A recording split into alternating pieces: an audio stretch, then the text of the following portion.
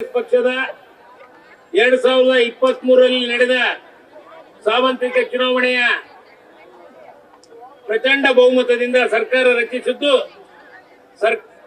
ಸದರಿ ಚುನಾವಣೆಯ ಪ್ರಣಾಳಿಕೆಯಲ್ಲಿ ಘೋಷಿಸಿದ ಪಂಚ ಗ್ಯಾರಂಟಿಗಳಾದ ಅನ್ನಭಾಗ್ಯ, ಗೃಹಜ್ಯೋತಿ, ಗೃಹಲಕ್ಷ್ಮಿ, ಶಕ್ತಿ ಹಾಗೂ ಯುವ ನಿಧಿ ಯೋಜನೆಗಳನ್ನು ಅನುಷ್ಠಾನಗೊಳಿಸಿದ ಕೀರ್ತಿ ನಮ್ಮ ಮುಖ್ಯಮಂತ್ರಿಗಳಿಗೆ ಬರುತ್ತೆ. ನಮ್ಮ ದಾವಣಗೆರೆ ಜಿಲ್ಲೆಯಲ್ಲೇ ಇದುವರೆಗೆ 3,523 ಕೋಟಿ ರೂಪಾಯಿ ಅಂದಾಜಿನಲ್ಲಿ ಈಗೆಲ್ಲ ಬಿಡುಗಡೆ ಆಗಿದೆ. ಪ್ರತಿಯೊಬ್ಬ ಬಡವರಿಗೂ ತಲುಪಿದೆ. ನಮ್ಮ ರಾಜ್ಯದಲ್ಲೇ ನಮ್ಮ ದಾವಣಗೆರೆ ಜಿಲ್ಲೆ ಮೊದಲನೇ ಸ್ಥಾನದಲ್ಲಿದೆ. ಈ ಪಂಚ ಗ್ಯಾರಂಟಿ ಮುಟ್ಟೋದ್ರಲ್ಲಿ ಅವರು ತಲುಪಿರುವ ಯೋಜನೆಗಳಲ್ಲಿ ನಮ್ಮ ರಾಜ್ಯದಲ್ಲೇ ಮೊದಲನೇ ಸ್ಥಾನದಲ್ಲಿ ನಮ್ಮ ಜಿಲ್ಲೆ ಇದೆ ಅಂದ್ರೆ ತಪ್ಪಾಗಲಾರದು.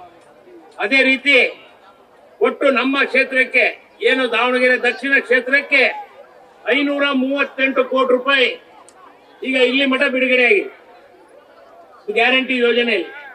ಅದು ನಮ್ಮ ಪ್ರತಿಯೊಬ್ಬ ಬಡವರಿಗೆ ತಲುಪುವ ಒಂದು ಕೆಲಸವನ್ನ ನಮ್ಮ ಕಾಂಗ್ರೆಸ್ ಸರ್ಕಾರ, ನಾವು ಮತ್ತು ಎಲ್ಲ ನಮ್ಮ ಕಾರ್ಯಕರ್ತರು ಮಾಡಿದ್ದೇವೆ ಅನ್ನೋಕ್ಕೆ ಬಹಳ ಸಂತೋಷ ಆಗುತ್ತೆ.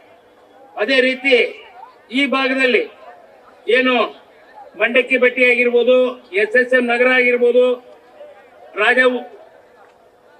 ರಜಾವುಲ್ಲಾ ಉಸ್ತಫಾ ನಗರ ಆಗಿರ್ಬೋದು, ಭಾಷಾ ನಗರ ಆಗಿರ್ಬೋದು, ಆಜಾದ್ ನಗರ ಆಗಿರ್ಬೋದು ಮತ್ತು ಬಿಡಿ ಲೇಔಟ್ ಮತ್ತು ಇಲ್ಲವೇ ಕಾಂಗ್ರೆಸ್ ಸರ್ಕಾರ ಸಹಕಾರ ಮಾಡಿದೆ. ತಮ್ಮ ಕರ್ತವ್ಯ ತಾವು ಹೆಚ್ಚಿನ ರೀತಿಯಿಂದ ನಾಳೆ 9ನೇ ತಾರೀಕು ನಡೆಯಲಿರುವ ಚುನಾವಣೆಯಲ್ಲಿ ಹೆಚ್ಚು ಮತಗಳನ್ನ ಎಲ್ಲರ ಮನಸ್ಸು ಗೆದ್ದು ತಾವು ಮೂರನೇ ಕ್ರಮ ಸಂಖ್ಯೆಗೆ ಮತವನ್ನು ಹಾಕೋದ್ರ ಮೂಲಕ ಏನು ಈ ಮೂರಲ್ಲಿ ತಾವೆಲ್ಲ ಸೇರಿ 46,000 ಲೀಡ್ನಲ್ಲಿ ಗೆಲ್ಸಿದ್ರಿ. ಅದೇ ಉತ್ತರ ಭಾಗದಲ್ಲಿ ನಮಗೆ 58,000ದಲ್ಲಿ ನಮಗೆ ಗೆಲ್ಸಿದ್ರಿ.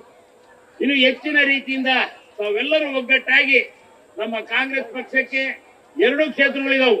ತಮ್ಮ ಬೀಗರು ಸಂಬಂಧಿಕರು ಇರ್ತಾರೆ ಈ ಬಲ್ಲಿ ಬಾಗಲಕೋಟೆಯಲ್ಲಿ, ಅವ್ರಿಗೂ ಹೇಳಿ ಕಾಂಗ್ರೆಸ್ ಪಕ್ಷಕ್ಕೆ ಓಟನ್ನು ಹಾಕಿಸ್ಬೇಕು ಅಂತ ಹೇಳಿ ದಾವಣಗೆರೆಯಲ್ಲಿ ಹೆಚ್ಚಿನ ರೀತಿಯಿಂದ ಕಾಂಗ್ರೆಸ್ ಪಕ್ಷಕ್ಕೆ ಮತವನ್ನು ಹಾಕಿಸ್ಬೇಕು ಅಂತ ನಾನು ಕಳಕಳಿಯಿಂದ ಕೇಳ್ಕೊಂಡು ನನ್ನ ನಾಲ್ಕು ಮಾತನ್ನು ಮುಗಿಸ್ತೇನೆ. ಮತ್ತೆ ಕೂಗಾಡ್ತಿದ್ದಿಲ್ಲವಾ ನಿಮ್ ಪೌರ ಕಾರ್ಮಿಕರದು ಪರ್ಮನೆಂಟ್ ಮಾಡಿಸಿರೋದು ಸಾಹೇಬ್ರೆ,